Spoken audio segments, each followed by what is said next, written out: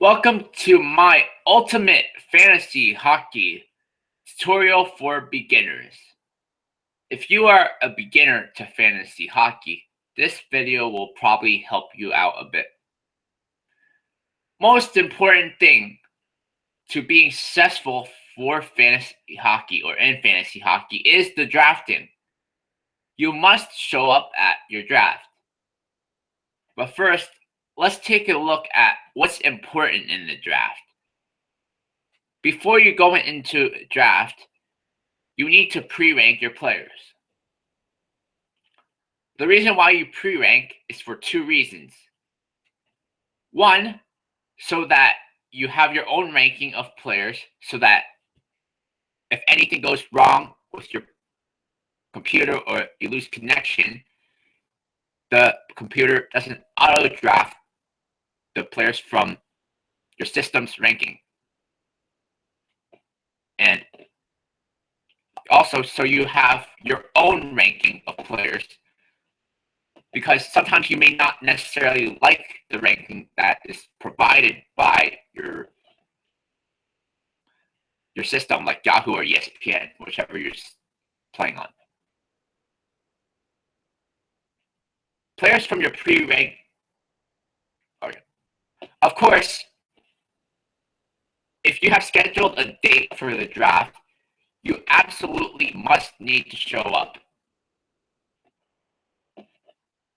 The draft is absolutely the most important date in the fantasy hockey season, because this is where you get all the important players on your team.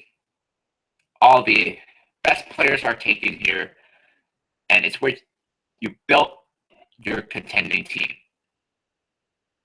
I don't think any contending team can be built in free agency. You can build some good teams with pickups, but the core is built in the draft.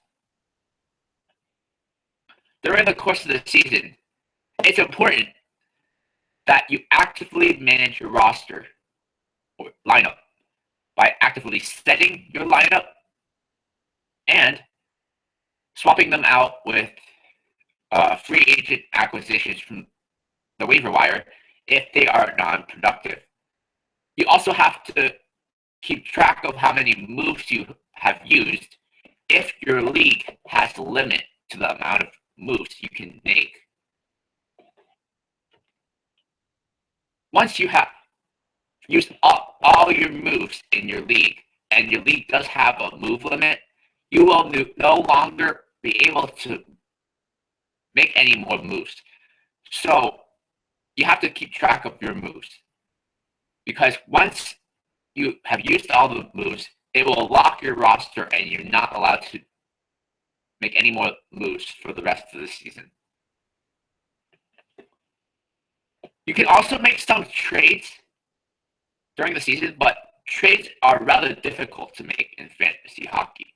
So I would just stick to free agency and the waiver wire, because you don't have to give up a whole lot of players to trade for another player. Trades are relatively high risk.